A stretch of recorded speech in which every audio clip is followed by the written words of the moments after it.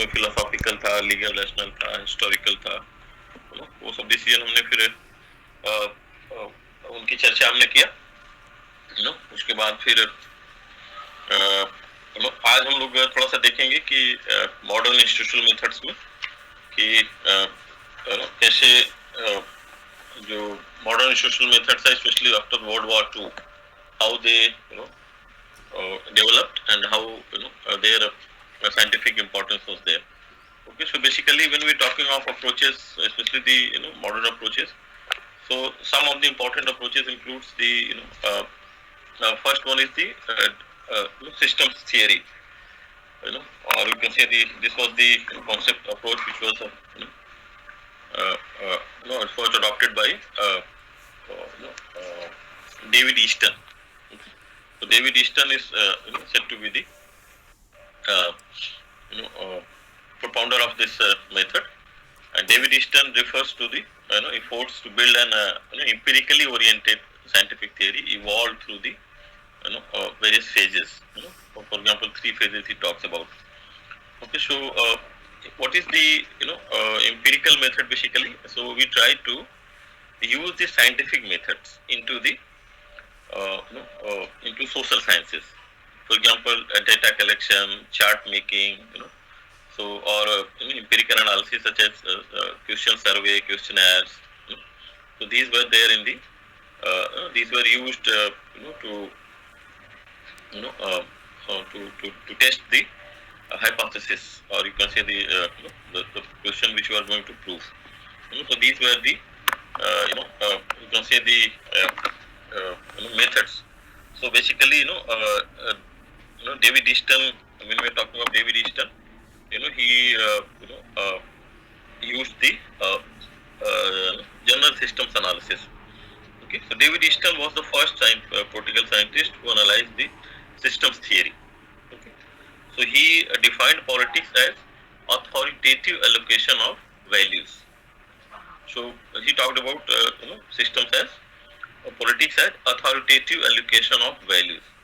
मतलब कि it is a relationship of sort of give and take. ठीक है, so relationship is like this only. It's a give and take relationship where up, you support the government policies, you support the rule which is made by the government, and in turn government also supports the participants or the those who take part in the political process as such.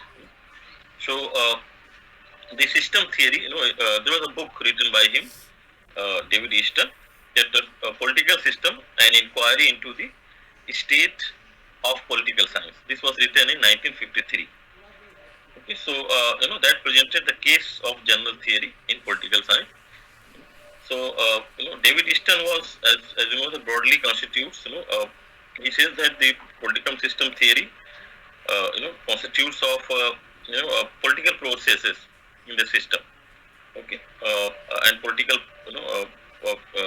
political phenomenon does not take place in closed circuit, rather than or in the isolation. It ends to it ends are connected to a social process that is open.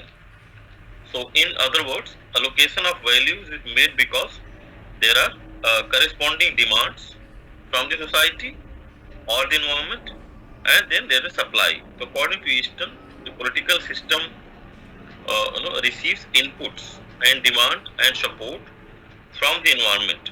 So there is he has briefly used the sketch that he talks about that the four corners we have the environment, and then we have a political system which receives demands and inputs from the people.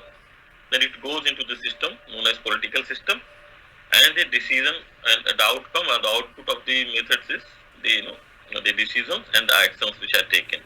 Okay, so but whether the government's actions or decisions are suitable or going good or doing well for the government or not, so for that matter, so there is a mechanism called feedback.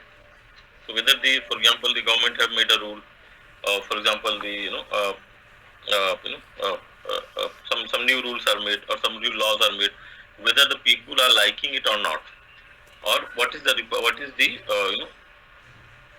what is the feedback of that the truth. So that can be that feedback can be can reach to the government again through the feedbacks. So accordingly, the government can modify or it can make the rules accordingly. Okay, so according to Eastern, the political system receives inputs as demands and support from the environment, and it produces output in the form of policies and decisions. Okay. So the output flows back into the environment and through a system of feedback. As I told you earlier, the mechanism gives rise to demands, and this process continues. Demand, supply inputs, it goes into the system. Then governments take the pros and cons of the political system, and then finally when the output is comes, so decisions are taken and actions are are required from there, and whether the system is working in a proper manner or not. So governments or the institution can only know it through the mechanism which is called as feedback from the people. Okay, so feedback again goes back to the input, which is known as the support, or you can say the demands, and then again it goes back to the system. This is how, according to David Easton, system works. Okay, so this process continues. So in political system, David Easton has identified demands as the raw materials, as act as a raw materials, and decisions acts as a manufactured product. So demands, people used to make lots of demands. For example, recently the government has taken some of the critical decisions like abolition of Article 370, for example. So one section of society was demanding it for a long time. Okay. So, but this was there in the ruling party's agenda also. Okay. So ruling party's agenda has this in their election manifesto.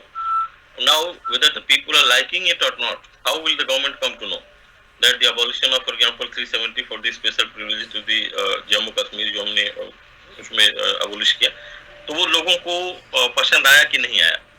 ठीक है, तो government को कैसे पता चलेगा कि जो जो जो लोगों ने डिमांड किया, गवर्नमेंट ने एक्शन ले लिया. अब लोगों का फिर क्या रिस्पॉन्स है? तो उसके लिए फिर डेविड ईस्टन कहते हैं कि एक फीडबैक का मैकेनिज्म है, जहाँ पे जो फीडबैक लोगों का फिर इनके पास वापस जाता है. ठीक है, सरकार के पास वापस फीडबैक जाता है, और फिर वो डिसीजन लेते हैं कि इसमें कुछ और मॉडिफिकेशन की जरूरत है या सिस्टम एज इट इज जैसे चल रहा है उसको चलने दें. ठीक है, सो he has described support as an energy in the form of actions or orientation of which enables political system to convert the demands into authoritative decisions and policies. So demands may arise from any source. So demands can come from any source. Well, many people used to demand from the system. For example, from the people, from the politicians, from the administration, from the opinion makers and others, depending on the nature of the government. ठीक है, the extent of support is bound by varying depending upon the expectation of the people and from their political system.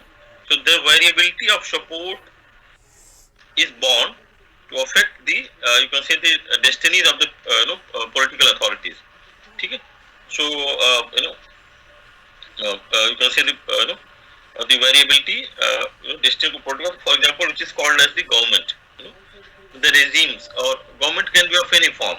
According to Eastern, such mechanisms are always there in the place. Government can be of any form. ठीक है, it can be of authoritarian government, it can be democratic, it can be dictatorship, it can be totalitarian, and other form of another political communities as such. So, for example, democratic, as you know, democratic governments are something which are elected by the people. Now, just because these are the terms which are a bit confusing, so I'll be explaining you in brief what is it all about. Okay, what is the these systems as such. So, a democratic form of government is a government, as you know that the definition जो Abraham Lincoln ने दिया था प्रजातंत्र का सबसे simple definition था, government of the people, for the people, by the people. ठीक है, तो लोगों के द्वारा लोगों पर शासन ही लोकतंत्र है। तो ये अब्राहम लिंकन का, जो अमेरिका के राष्ट्रपति भी थे, सबसे ऑथेंटिक और सबसे पुरानी डेफिनेशन मानी जाती है, सबसे लूसिड डेफिनेशन मानी जाती है प्रजातंत्र की। Government of the people, for the people, by the people. जनता का, जनता के लिए, जनता के द्वारा शासन ही प्रजातंत्र है। तो simply you know it very well that what is the democratic system. ठीक है। फिर दूसरे सिस्टम का वो बात करता है authoritative.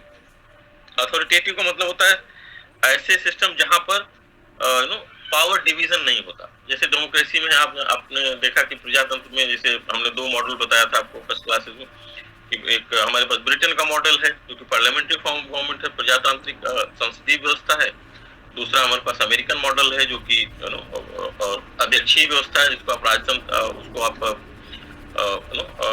Presidential form of government भी बोलते हो। ठीक है। तो उसमें जो अथॉरिटेटिव में होता है बेसिकली पावर डिवीजन नहीं होता, जबकि डेमोक्रेटिक फॉर्म ऑफ जो गवर्नमेंट था उसमें, जैसे हमने अमेरिका में देखा, तो वहां पे 3 ब्रांचेस में डिवीजन है, गवर्नमेंट, लेजिस्लेचर, एग्जीक्यूटिव, जुडिशियरी। ठीक है। व्यवस्थापिका, कार्यपालिका और न्यायपालिका, ये 3 में पावर का डिवीजन है, और कोई भी एक दूसरे को के ऊपर डोमिनेट नहीं कर पाता, और चेक्स एंड बैलेंसेस का सिस्टम वहां पे चलता है। ठीक है। लेकिन यही चीज हमने ब्रिटेन में भी देखा। ब्रिटेन में संसदीय संप्रभुता है, वहां की संसद सबसे पावरफुल है, स्पेशली हाउस ऑफ कॉमन्स। तो वहां का जो दो संसद है, संसद के 2 हाउस है, जैसे इंडिया में लोकसभा, राज्यसभा है, वैसे वहां पर वहां की संसद जो है वो हाउस ऑफ कॉमन्स है, हाउस ऑफ लॉर्ड्स है। House of common is a directly elected body by the people on the popular vote basis, and the house of Commons is a nominated body, जैसे राज्यसभा यहाँ की है। ठीक है। तो उसमें इस तरह का भी सिस्टम वो कहता है कि मतलब डेविड ईस्टन कहते हैं कि सिस्टम कोई भी हो, it can be dictatorship also. For example dictatorship हमने देखा, जैसे कि तानाशाही जिसको आप बोलते हो, हिटलर था, डिक्टेटर था, मुसोलिनी था, डिक्टेटर था। अभी आपके जो पड़ोस में अभी जो लास्ट में जो पाकिस्तान में जो सैनिक शासक था, सैनिक शासन था वहां पे, और वहां के रूलर थे परवेज मुशर्रफ साहब, वो प्रधानमंत्री, राष्ट्रपति का भी पद अपने पास रखे हुए थे, और आर्मी जनरल का भी पद अपने पास रखे हुए थे। तो एक तरह से वहां भी डिक्टेटरशिप थी। ठीक है। तो ऐसे, चाहे वो डिक्टेटरशिप, चाहे वो टोटलिटेरियन हो। टोटलिटेरियन का मतलब होता है all powers to one government, no division at all. For example Chinese जो कम्युनिस्ट सिस्टम है, that can be called as totalitarian system, जहां पर राष्ट्रपति के पास ही पूरी की पूरी शक्तियां हैं। वहां पर कोई इलेक्शन नहीं होता, और वहां का राष्ट्रपति चुना नहीं जाता, बल्कि वो क्या उसका अपना इलेक्ट नहीं होता, बल्कि सेलेक्ट किया जाता है। ठीक है। लोग वहां के पार्टी, जो पॉलिटिकल पार्टी वहां की communist party of China, CPC, वो ही अपने नॉमिनेट करती है किसी मेंबर को, और लोग उसी को वोट दे करके जिता देते। लोग का मतलब जनता नहीं, उसके जो ऑफिस बेयरर्स होते हैं, जो लोग पार्टी के सदस्य होते हैं, जो कम्युनिस्ट पार्टी के सदस्य, वही उनको अपना इलेक्शन में जिताते हैं। ठीक है। सो ये सो ईस्टर्न कहते हैं कि ईस्टर्न है, अब जैसे मैंने आपको बताया कि ये तो इनपुट है। सिस्टम में डिमांड बहुत तरह की होती है, जैसे वुमेन्स रिजर्वेशन की बात हो रही है, और प्राइवेट सेक्टर में रिजर्वेशन की बात हो रही है। लोगों को जैसे इंडियन कंटेक्स्ट हम लोग ले लें तो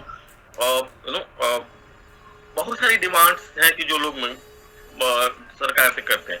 सरकार कौन सी डिमांड मानती है, ये भी इम्पोर्टेंट है। सो अकॉर्डिंग टू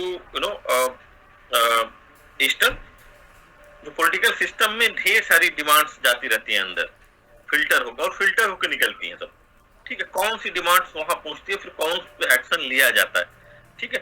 तो अकॉर्डिंग टू ईस्टर्न, हियर है आइडेंटिफाइड 4 काइंड्स ऑफ इनपुट्स। ठीक है। तो ईस्टर्न कहता है कि इनपुट्स या सिस्टम में अंदर जाने का जो डिमांड हो, वो 4 तरह के डिमांड, या वो कहता है कि 4 वेज हैं through which demands are put into the system. Number 1 ही talks allocation of goods and services. Number 1, allocation of goods and services such as, जैसे goods and services मतलब कुछ लोग मॉनेटरी बेनिफिट चाहते हैं गवर्नमेंट से, पेंशन चाहते हैं, जैसे कुछ लोग चाहते हैं कि हमें तरह तरह की बेनिफिट्स मिले, जैसे students for example they are demanding that passes should be given to them to the metro traveling. ठीक है। बसेस में उनको मिले हुए हैं, स्टूडेंट्स डिमांड कर रहे हैं कि अभी हमें मेट्रो में भी पासेस मिलने चाहिए, क्योंकि last time government has suddenly increase the prices of commutation and as a result, it has gone almost 70% from the old cost. So students are demanding that the Delhi Metro should also allow them passes to travel. ठीक है, अब ये तो demand है इनका. अब ये system में अब गवर्नमेंट इसको एक्सेप्ट करेगी कि नहीं करेगी, दैट इज ऑन देम. ठीक है, so we can not simply say that the government उसको हम लोग मान ही लेंगे. ठीक है, सो उसमें फिर जो ईस्टर्न कहते हैं वो कहते हैं कि पहला जो डिमांड होगी जो अंदर सिस्टम में जाएगी, इनपुट की जिसकी बात वो करते हैं, वो कहते हैं जैसे allocation of goods and services such as wages and working conditions, educational opportunities, recreational facilities for old age people, for the child care, or etc. Infrastructure development, road, rail, and you can say the water supplies. So there are so many kinds of demands which are made by the people to the government and to the system as such. ठीक है, वो कहते हैं कि जो first set of demands होती है वो होती है allocation of goods and services की. ठीक है, दूसरा वो कहते हैं कि जो दूसरी डिमांड लोग कहते हैं वो demand of regulation of behaviour, लोगों के व्यवहार को नियंत्रित करने के लिए acts, rule pertaining to marriages, health and sanitation for example. जैसे जैसे दंडित किया जाना चाहिए जो लोग स्पीटिंग करते हैं. अभी जैसे दंड का प्रावधान है कि कोई यदि मेट्रो स्टेशन के अंदर कोई कहीं पे स्पीटिंग करता हुआ या थूकता हुआ मिलेगा किसी पब्लिक प्लेस पर वहां पे, तो उसको दंड मिलेगा. ठीक है, या जैसे कि पब्लिक सेफ्टी रूल्स, कोई रेड लाइट जंप करेगा तो वहां पे पनिशमेंट रिक्वायर्ड है. ठीक है, देन कोई ड्रंकन ड्राइविंग कर रहा है, कोई पी करके गाड़ी चला रहा है तो अपने भी जीवन को खतरे में डाल रहा है और दूसरे चलने वाले को, रोड पे चलने वालों को भी जीवन को खतरे में डाल रहा है. So there are certain public regulations, or you can say the demands for the regulation of behavior of the people system से कि इस पे भी कुछ कानून बनना चाहिए.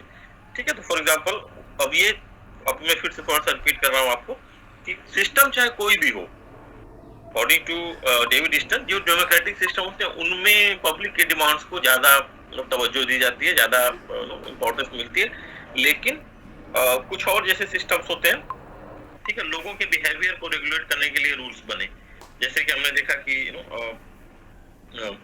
पब्लिक सेफ्टी रूल्स हैं, फॉर एग्जांपल रोड का, फिर मेट्रो सिटीज का, मेट्रो में है पब्लिक सेफ्टी रूल्स हैं, फिर मैरिजेस का जैसे रूल बन गया, और हेल्थ के इश्यूज में है जैसे smoking is injurious to health, और पब्लिक स्पेसेस पे आप स्मोकिंग नहीं कर सकते क्योंकि जो नॉन स्मोकर्स हैं उसको भी आप एक तरह से कहीं ना कहीं अफेक्ट कर रहे हो.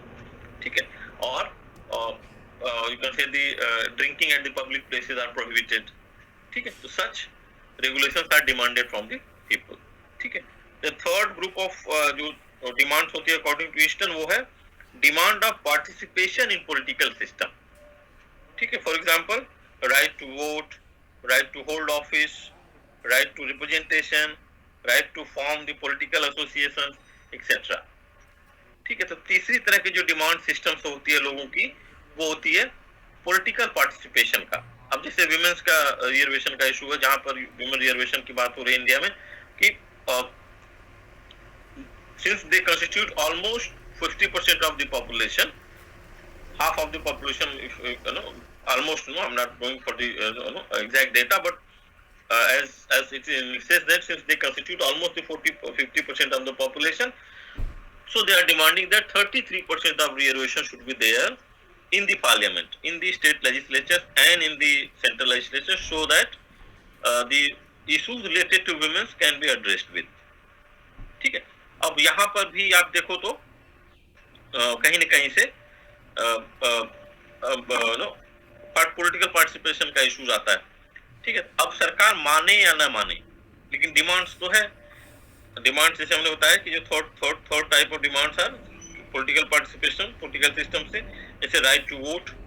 आप जानते हो कि 1970s तक महिलाओं को वोटिंग का राइट्स नहीं था. सो कॉल्ड वेस्टर्न डेमोक्रेसीज थी, स्पेशली यूएस की, ब्रिटेन की, वो लोग भी महिलाओं को 1970s तक उनको they were not had right to vote, although Britain is called as the world's British parliament is called as the mother of all parliaments, और जो एथेंस था, एथेंस को डेमोक्रेसी का क्रेडल ऑफ डेमोक्रेसी बोला जाता था ग्रीस में जो था। लेकिन आप देखो कि महिलाओं को जब पार्टिसिपेशन की बात आती थी specially in the political system, तो they did not have voting rights, उनको बहुत लेट में दिया गया। यू नो अभी भी देखो आप, तो यू नो यूनाइटेड स्टेट्स की जो डेमोक्रेसी है, फर्स्ट टाइम एवर कोई वाइस प्रेसिडेंट महिला बनी है उसके अभी तक के लगभग 400 प्लस ईयर्स की हिस्ट्री में।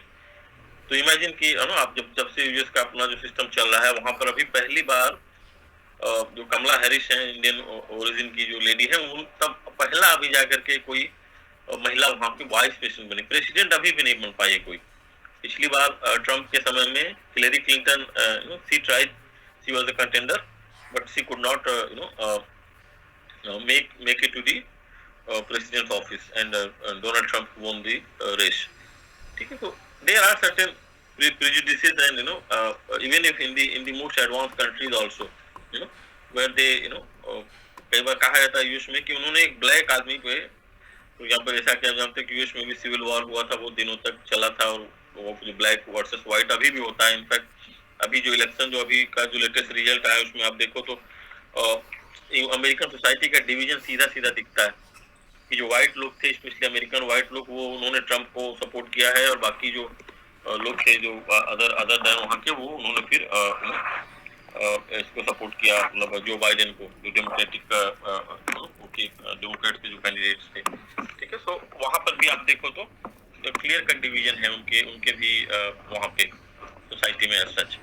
ठीक है, सो तो इस तरह का जो प्रेजुडिसेस हैं, they are there in the system. So that's why in country like India, we are demanding that women should be given at least 33% of the reservation in the parliament, so that they can raise the women's related issues in the parliament. Okay. Also, then there are other issues also. These are the known as the third set of demands. Okay. Fourth set of demand is the communication and information. So I'm repeating it again. Number one, allocation of goods and services. Number two, demand for participation in political system. Number three, demand for the regulation of behavior. And the fourth is communication and information. Okay, for example, right to information. Okay, it's a right to information regarding policies. So government or the citizen seeks information from the government. Okay, so whatever actions are taken, and whatever amount of suppose amount has been spent on the welfare of the people, so people used to take stock out of it, so they want information from the government. So according to Easter, there are four inputs or four types of demands or inputs into the system. Okay, then he says according to Easter, also he identified four kind of supports also.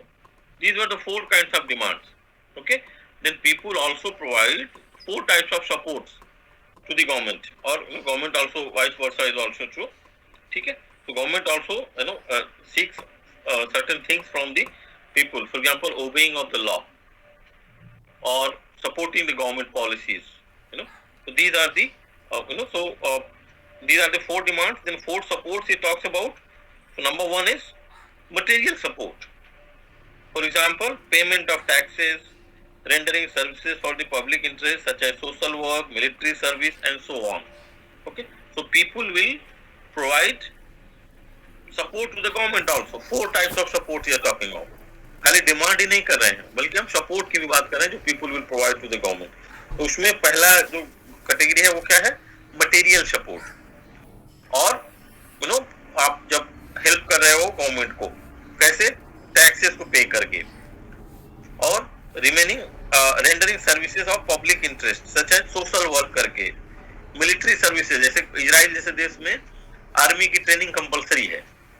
India में भी हमने compulsory में voluntary रखा, जैसे NCC है। तो NCC की जो ट्रेनिंग होती है बेसिकली वो हमने एक तरह से मिलिट्री ट्रेनिंग के ही लाइन पे रखा हुआ है। ठीक है, उसमें lakhs of students are taking part, although compulsory नहीं है बट इट्स वॉलंटरी। लेकिन just to inculcate the values of discipline in the students, And also, when suppose there is a crisis in countries, for example कोई बहुत बड़ी crisis हो गई या लड़ाई का कुछ ऐसा सीन बना जहां पर हमारी आर्मी का नो पीछे हट रही है या हार रही है, हमारे पास सैनिकों की कमी पड़ जाएगी, तो ऐसे समय में हमारे पास पैरामिलिट्री फोर्सेस बचती हैं जैसे आरपीएफ, सीआरपीएफ, आरएएफ नो और राइट ऐसी, लेकिन वो भी अभी एनफ नहीं पड़ी। तो हमारे लिए बैकअप के लिए हमने एक थर्ड तरह से रखा हुआ as a reserve kind of, that is known as NCC, जिनको बेसिक आर्मी की ट्रेनिंग दी जाती है, so that in case of in the hour of need we can utilise their services in the times to come. ठीक है, तो ये आपका जो होगा ये मटेरियल सपोर्ट की कैटेगरी में आएगा। तो पहला सपोर्ट जो ईस्टर्न बोलता है वो मटेरियल सपोर्ट। फिर वो कहता है दूसरी तरह से हम लोग सपोर्ट कर सकते हैं गवर्नमेंट को, वो है ओबीडियंस टू लॉ, कानून को मान करके। ठीक है, कानून को एक्सेप्ट करके हम लोग गवर्नमेंट का सपोर्ट कर सकते हैं। जैसे गवर्नमेंट कानून बनाते जा रही है, हम लोग केयर ही नहीं कर रहे हैं, ठीक है, तो वो नहीं चलेगा, फिर तो वो कानून फिर इफेक्टिव नहीं होगा। आप एग्जांपल के लिए देख लो कि जैसे अभी आप ट्रैफिक रूल्स को ही देख लो। ट्रैफिक रूल्स में हम लोग रेड लाइट पर मैक्सिमम की जो मैं बात कर रहा हूँ, बहुत कम लोग ऐसे हैं जो कि वॉलंटरी रुकते हैं। मैक्सिमम लोग जो रुकते हैं ट्रैफिक को, ट्रैफिक हवलदार के डर के मारे रुकते हैं।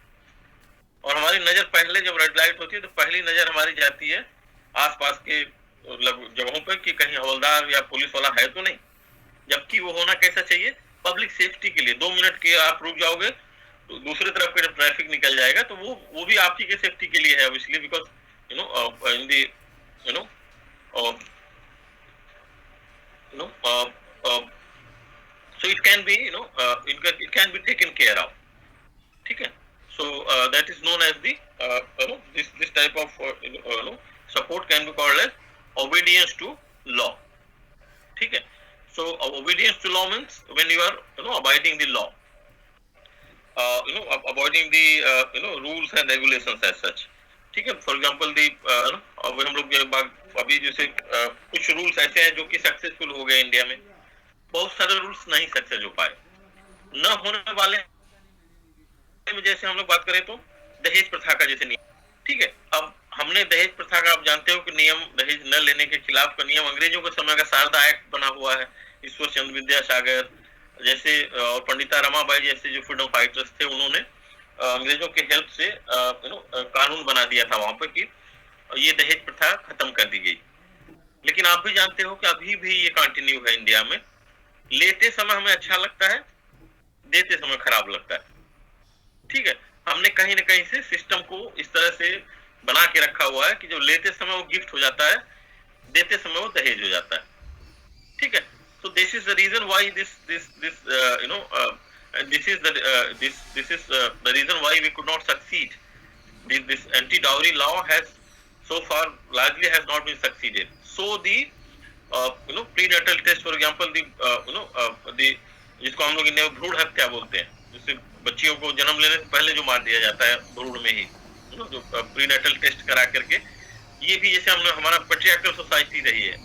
ठीक है, तो कहा जाता था कि गरीबी was one of poverty was one of the reason why the parents used to kill the daughters in the womb itself. लेकिन अनफॉर्चुनेटली और शॉकिंग जो रिजल्ट है वो है कि जो भारत के अमीर राज्य हैं जैसे हरियाणा है, पंजाब है और वेस्टर्न पार्ट ऑफ यूपी है, इन तीनों प्लेसेस पर सबसे ज्यादा भ्रूण हत्याएं होती हैं। This is the reason why Haryana has the lowest sex ratio in India, जबकि Haryana is one of the richest state in India per capita income, and of course the agriculture is tax free. लेकिन because of our social backwardness from our minds, we could not so poverty cannot be the reason, poverty cannot be the excuse. Had the poverty been the reason for the dowry deaths and for the female feuticides, then this thing would have been happening in the states like poor states like Jharkhand, Chhattisgarh and Bihar. लेकिन हो कहाँ रहा है, वो अमीर राज्यों में सबसे ज्यादा हो रहा है। हरियाणा में हो रहा है सबसे ज्यादा। देखो आप, चाइल्ड मैरिजेस सबसे ज्यादा राजस्थान जैसे स्टेट्स में हो रहे हैं, जो बाल विवाह जिसको आप बोलते हो, या जो भ्रूण हत्याएं हो रही हैं जिसको आप फीमेल फेटिसाइड्स बोलते हो, वो पंजाब, हरियाणा और वेस्टर्न यूपी में ज्यादा हो रही है ना। तो it is all because of our the mindset that we have, the patriarchal society that we have, that we are still not in the position to accept, and giving equal rights to the women. And for example, अभी जैसे हमने right to property में हमने देखा तो महिलाओं को अभी हमने बच्चियों को हमने दिया है उनका सरकार ने रूल बना करके कि फादर की प्रॉपर्टी में भी अभी उनको इक्वल राइट्स होगा, ठीक है। अब लॉ तो बन गया, वो जब अधिकार लेने जाएंगी तब सोसाइटी तरह तरह से उनको वो करेगी, ठीक है, तब तरह तरह के रिस्ट्रिक्शंस लगाएगी। या हो सकता है कि घर वाले चॉइस दे दें कि या तो मायका ले लो या तो प्रॉपर्टी ले लो। तो such things are always there in the society. Rules तो बन जाते हैं ना, rules are there, but unfortunately when they are not implemented in a true spirit, so they remains on paper, ठीक है। So that is why the Eastern says that the obedience to law बन गया ही बड़ी बात नहीं है, उसका पालन भी होना चाहिए, which is more important, so obedience to law is more important law। नहीं तो आप जानते हो कि ऐसे ढेर सारे लॉज इंडिया और कंट्रीज में बने हुए हैं जो कि खाली बस नाम मात्र के हैं और people don't follow them, ठीक है। जैसे this can be the second support, ठीक है। थर्ड सपोर्ट की वो बात करता है पार्टिसिपेटरी सपोर्ट। पहला सपोर्ट हमने जैसे बोला मटेरियल सपोर्ट, दूसरा हो गया ओबीडियंस टू लॉ, तीसरा हो गया आपका participatory support. Participatory support means participating in the political process to support the government। for example, participatory में हम लोग क्या किया, political discussions, voting, political discussions and all kinds of political activities, ठीक है। so this comes, so of course when the citizens take active participation in the government, so government also remains alert कि लोग हमारे कामों को जज कर रहे हैं, लोग एक्टिवली पार्टिसिपेट कर रहे हैं। वोटिंग सिस्टम अभी देखो अमेरिका जैसे देश में भी अभी के इस बार के इलेक्शन में लगभग इतिहास बन गया कि इतनी ज्यादा वोटिंग अमेरिका के इतिहास में कभी नहीं हुई थी, और इतना वो ज्यादा वोट पाने वाला भी प्रेसिडेंट अभी कोई नहीं था, जो कि जो बाइडेन को मिला। लेकिन आप भी सरप्राइज हो जान के कि हार्डली 50% या 51 समथिंग से ज्यादा वोटिंग वहां नहीं हुई है। तो अभी भी जैसे वहां पे अभी भी लगभग अराउंड 40-45% ऐसे लोग हैं जिनको अभी भी पॉलिटिक्स में या वोटिंग में इंटरेस्ट नहीं है, और इसके बाद भी वहां पे सबसे हाईएस्ट वोटिंग जो हुई है वो 54% समथिंग या 51 के आसपास जो भी है। अभी हम लोग उसको चेक करेंगे कि अभी काउंटिंग चली रही है वहां पे, ठीक है। So that is the reason how the political participation is required according to eastern, ठीक है। फिर वो जो चौथा बात वो बोलता है कि चौथी तरह का सपोर्ट जो हम लोग दे देंगे गवर्नमेंट को वो क्या, paying attention to government communication and displays of difference or respect to the public authorities, symbols and ceremonies, ठीक है। तो गवर्नमेंट की जो एडवर्टीजमेंट्स आते हैं, जैसे अभी जैसे आप कई बार तो आप इरिटेट भी हो जाते होंगे, जैसे कि फोन पर किसी को कॉल करते हो आप, क्या किसी का कॉल जब आप रिसीव कर रहे होते हो या किसी को कर रहे होते हो तो अमिताभ बच्चन जी की कॉलर ट्यून आ रही है आजकल, है ना। तो कई बार हम लोग काफी इरिटेट हो जाते हैं कि हम लोग कहाँ कॉल करना क्यों, तब तक ये कोरोना पे भाषण दे रहे हैं। But we have to remember that this epidemic is spreading like a wildfire in the country like India because we are very densely populated country, ठीक है। तो कहीं ना कहीं हम लोगों के ही लिए है ये कि अभी जैसे हमने देखा कि दशहरे पे हमने थोड़ा सा हम लोग थोड़ा सा रिलैक्स हो गए, और cases are in Delhi specially cases are spiking like anything, रोज रिकॉर्ड बना रहे हैं, 7,000 के ऊपर पर डे आ गया, क्योंकि केसेस काफी कम 1500 के आसपास चला गया था, ठीक है। तो this is how so we have to pay attention to the government communications, for example जो government symbols हैं, authorities, public authorities हैं, government symbols हैं, ceremonies हैं, that we need to pay respect and participate in those, ठीक है। so these are the 4 kinds of demands, 4 kinds of support। then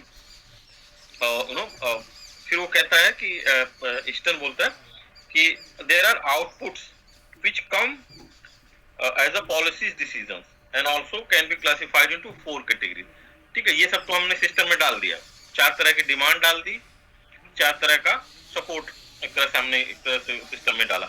अब system के अंदर जब जा करके चीजें इवॉल्व होती हैं तो उनमें सभी पर एक्शन नहीं लिया जाता है, सबको नहीं माना जाता। बहुत सारे ऐसे डिमांड होती है जिसको गवर्नमेंट या जो इंस्टीट्यूशन है वो साइड लाइन कर देता है।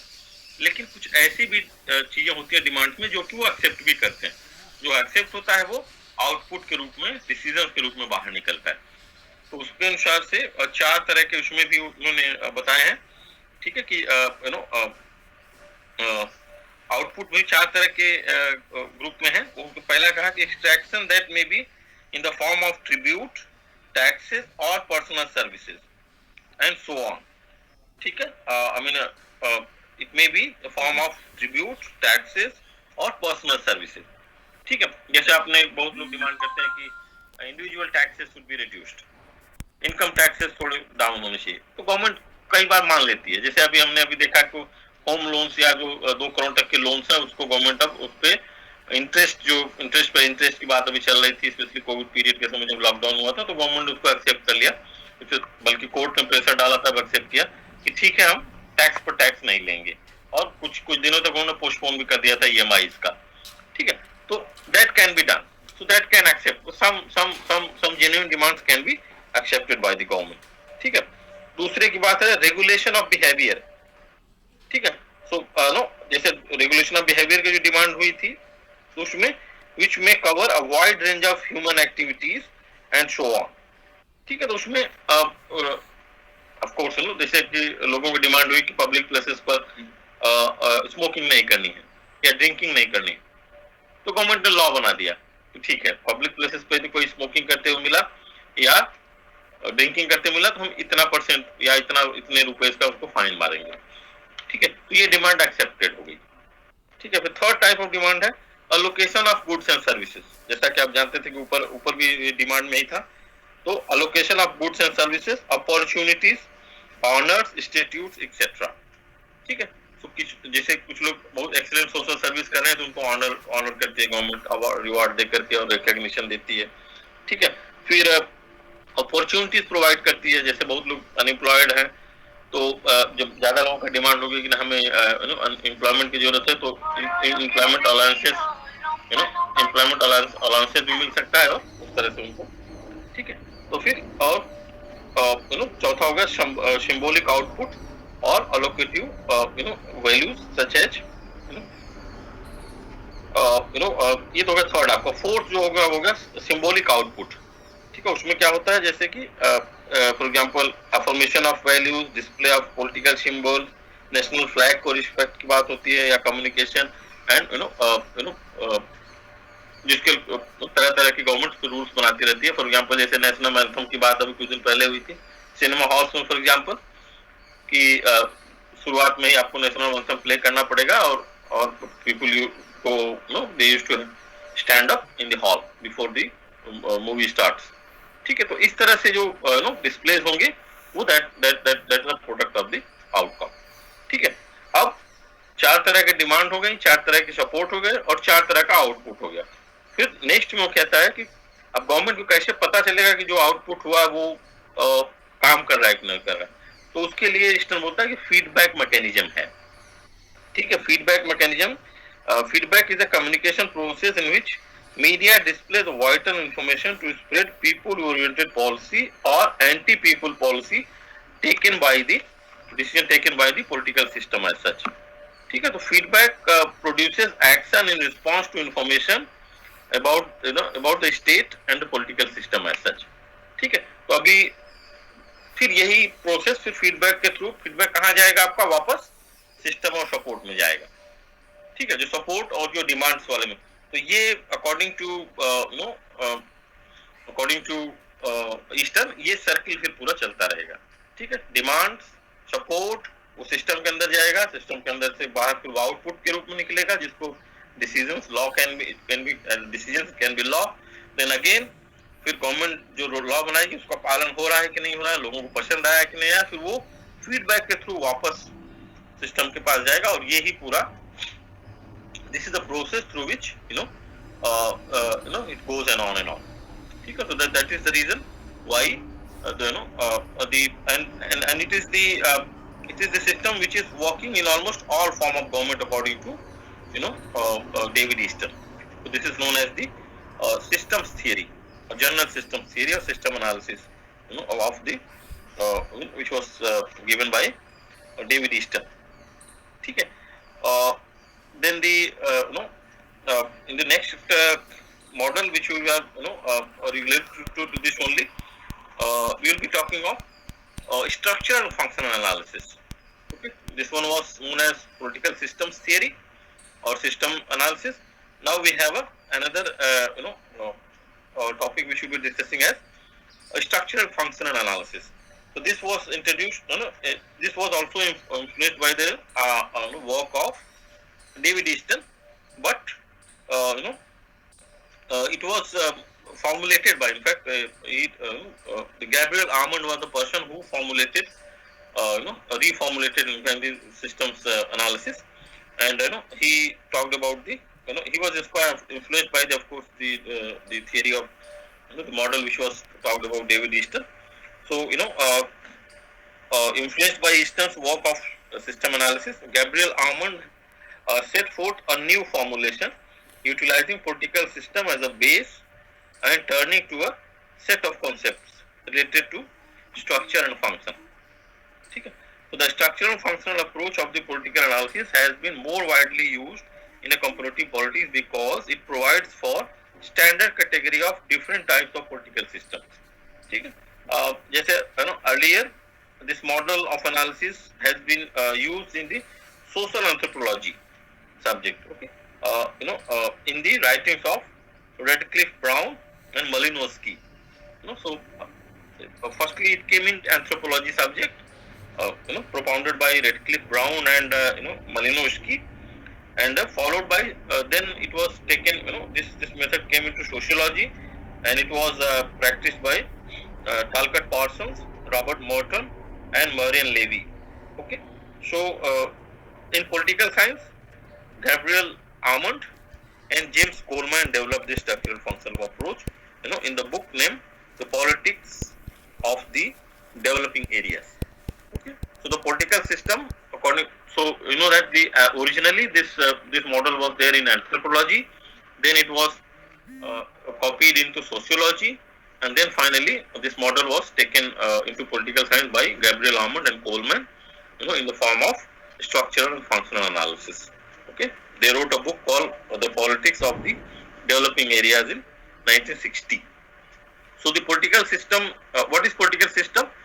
So it is defined by Armand and associates as a system of interaction to be profound in all advanced and backward societies which perform the functions of integration and adaptation by means of employment or threat of employment of more or less legitimate physical compulsions. Okay. Further, they argued that political system is is the legitimate under maintaining or transforming system in the society. Okay. So as a system, he talks about three kinds of properties in the system. It's you can say it can be defined into three broad categories. That is competitiveness, interdependence, and existence. Okay, so these are the three categories which can be, was talked out by Gabriel Armand and Coleman in the model known as structural and functional approach. Okay. So, what is comprehensiveness? According to him, that means political system that includes all sets of interaction, inputs as well as outputs. Okay, of interaction. It's not only just structure based on law, like parliament, executive, legislature, bureaucracies, courts, or just the occasional or formally organized units like parties, interest groups, and the media of communication. Okay, so but all structures in their political aspects, including undifferentiated structures like kingship, lineage,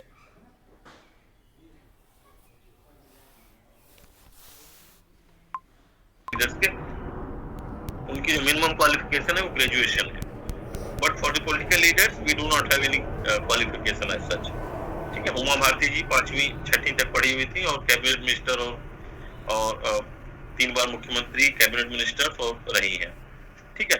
और भी बहुत सारे ऐसे leaders हैं जिनकी qualification बहुत कम है, but they have been in the system for a long time. So till time there is no qualification, we can have the such people can come and be there in the politics. So the, so changes according to Hammond is interdependent as such. Okay.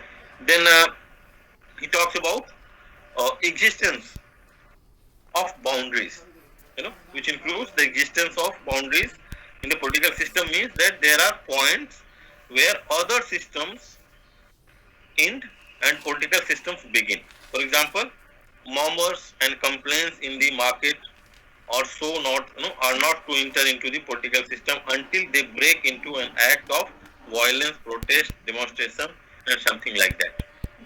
ठीक है, आपस में जब तक जो system तभी आप जानते हो एक्टिव होता है जब कोई बड़े लेवल पर कुछ काम, जैसे वायलेंस हो, डेमोन्स्ट्रेशन हो, प्रोटेस्ट हो रहा हो, तो गवर्नमेंट फिर थोड़ा सा एक्टिव होता है, सिस्टम थोड़ा एक्टिव होता है जाने के लिए आखिर क्यों ऐसा हुआ, then certain actions are taken. Otherwise that is not bothered about the you can say the government as such. ठीक है, Hammond also incorporated he talked about 4 universal characteristics of the system as such. So I think